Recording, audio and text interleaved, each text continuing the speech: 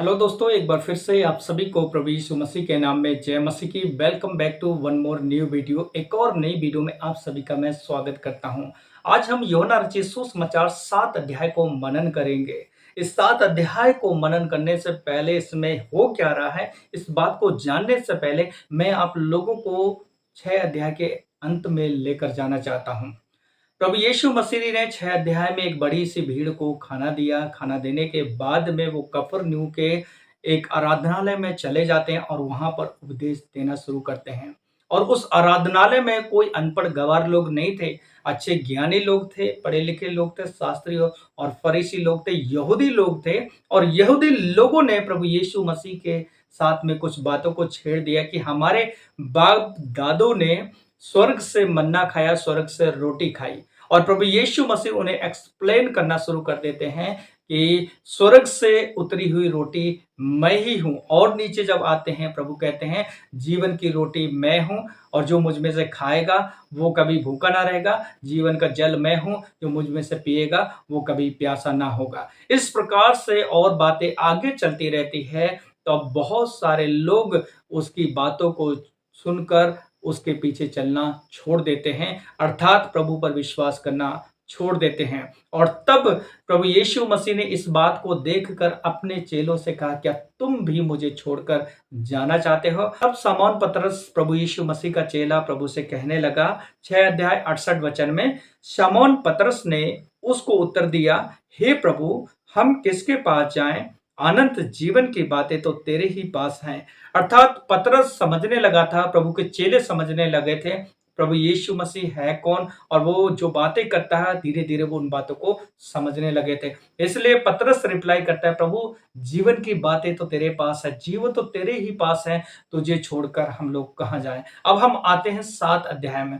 7 अध्याय में जब हम आते हैं तो बहुत से यहूदी लोग उसको पकड़ने की कोशिश करते हैं, उसे मार डालने की कोशिश करते हैं, क्योंकि यहूदियों का एक झोपड़ी का त्योहार था। और उस त्योहार को वो लोग एक दिन, 2 दिन नहीं, कई दिनों को वो लोग मनाते थे। और इस त्योहार में भी प्रभु यीशु मसीह उन लोगों को शिक्षा देते हैं, उन लोगों को बताते हैं।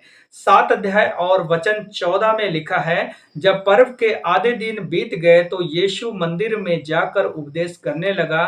तब यहूदियों ने चकित होकर कहा, इसे बिन पढ़े विद्या कैसे आई? अर्थात प्रभु यीशु मसीह जब भी शिक्षा देते थे वो अद्भुत था, वो अलौकिक होता था, अर्थात बड़े ज्ञानवान लोगों के मन को चकित करते देता था और आश्चर्य में डाल देता था। और यहाँ पर ये ज्ञानवान लोग कहते हैं कि ये तो बिना पढ़ा लिखा है, इसके अंदर इतनी बुद्धि और इतनी समझ कहाँ से आई? इस प्रकार से प्रभु यीशु मसीह के बारे में वो ज्ञानी लोग, वो पढ़े लिखे लोग उसके ऊपर कमेंट को मारते हैं। और इस 7 अध्याय में प्रभु यीशु मसीह को जीवन के जल के बारे में बताया गया कि जीवन का जल मैं हूं। हम सब लोग जानते हैं इंसान को जिंदा रहने के लिए 2 चीजें बहुत ही अति आवश्यक हैं, रोटी और पानी। इन दोनों के बिना इंसान जिंदा नहीं रह सकता है, अपने आप को इस संसार में सरवाइव बिल्कुल नहीं कर सकता है। इसलिए आत्मिक रीति से हमें जिंदा रहना है, आत्मिक रीति से हमें आगे बढ़ना है, तो जीवन की रोटी और जीवन का जल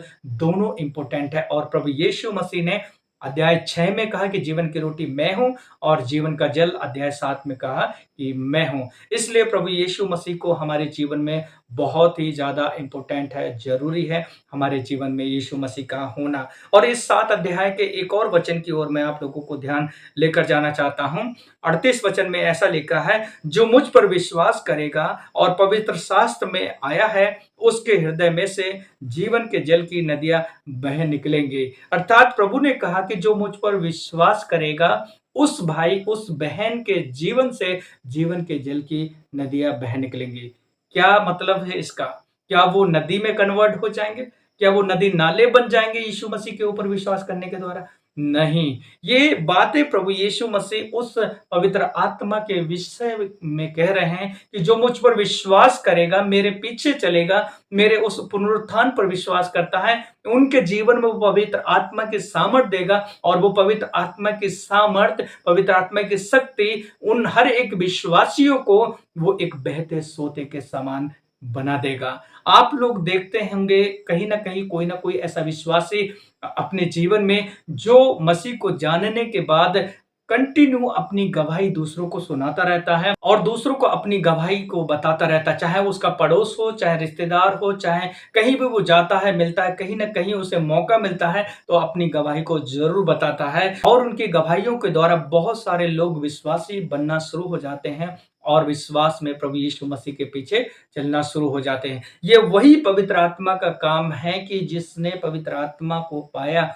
वो अपनी गवाहियों के द्वारा एक जिंदा जीवन का जल और बहती नाली के समान बन जाता। वो जहाँ भी जाता प्रभु की गवाही बताता और उसके द्वारा बहुत से लोग उस अनुभव को प्राप्त करते हैं, उस बातों को महसूस करते हैं जो यीशु ने कहा कि जो मुझ पर विश्वास करता है, वो पवित्र शास्त्र के अनुसार से उसके हृदय से जीवन के जल की नदियाँ बह निकलेंगे। और ऊपर लिखा है प्रभु यीशु मसीह ने कहा इससे ऊपर वाले वचन में, जो प्यासा है वो मेरे पास आए और जो मुझ में से पिएगा वो कभी प्यासा ना होगा। इसका मतलब क्या है?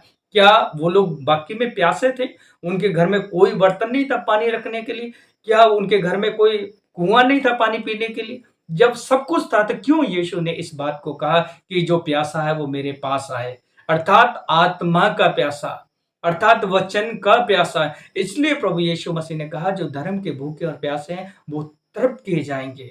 अर्थात आत्मा का जो भूख और प्यास मिटाने की शक्ति और सामर्थ्य केवल मात्र प्रभु यीशु मसीह में है। तो उसके वचन पढ़ने के द्वारा, उसके साथ चलने के द्वारा आप आत्मा में तृप्त होंगे, जैसा कि पतरस ने कहा, प्रभु जीवन की बातें तो तेरे ही पास हैं, तुझे छोड़कर हम लोग कहाँ जाएं। इसलिए मेरे भाई और बहन, प्रभु यीशु मसीह को जीवन की रोटी और जीवन का जल कहा गया। 6 अध्याय में जीवन की रोटी, 7 अध्याय में जीवन का जल कहा गया। यदि आप आत्मा में जिंदा रहना चाहते हैं तो इस बात को अपने जीवन में गांठ बांध लें कि यीशु ही मेरी आत्मा के जीवन को जिंदा रख सकता है, वही मेरे जीवन का जल है, वही मेरे जीवन की और रोटी है, ताकि हम उसके साथ समय बिताकर, उसके वचन के साथ समय बिताकर हम लोग आगे बढ़ते रहें और अपने आत्मिक जीवन में जिंदा रहें। जब हम ऐसा करते हैं तो प्रभु यीशु मसीह अपनी पवित्र आत्मा के सामर्थ्य के द्वारा हमारे हृदय से, हमारे जीवन से उस जीवन की नदियों को बहाना शुरू कर देता है। अर्थात आपके जीवन से, हमारे जीवन से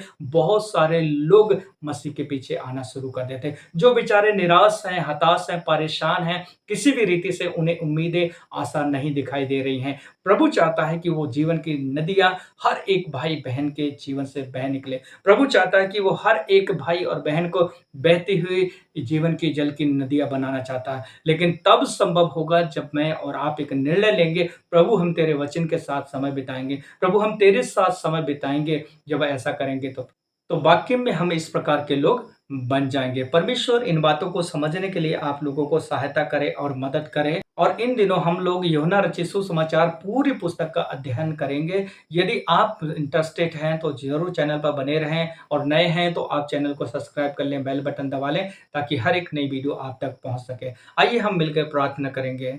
सर्वशक्तिमान परमेश्वर पिता, तेरी स्तुति, तेरी महिमा, तेरी प्रशंसा, तेरी बड़ाई हो प्रभु।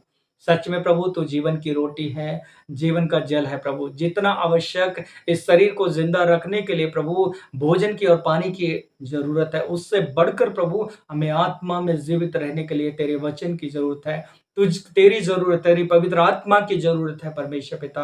आप हमारी सहायता करें, मदद करें ताकि तेरे साथ समय बिताकर, तेरे वचन के साथ समय बिताकर हम आत्मिक रीति से तृप्त होते चले जाएँ।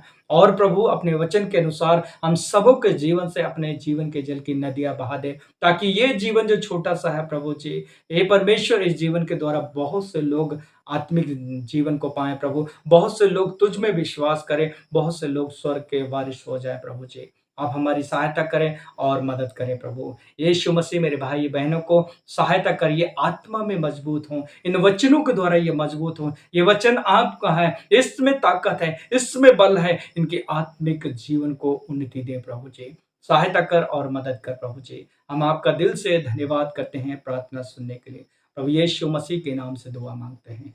आमीन, आमीन। प्रभु आप सभी को बहुतायत से आशीष दें। बने रहें इसी प्रकार की वीडियो देखने के लिए।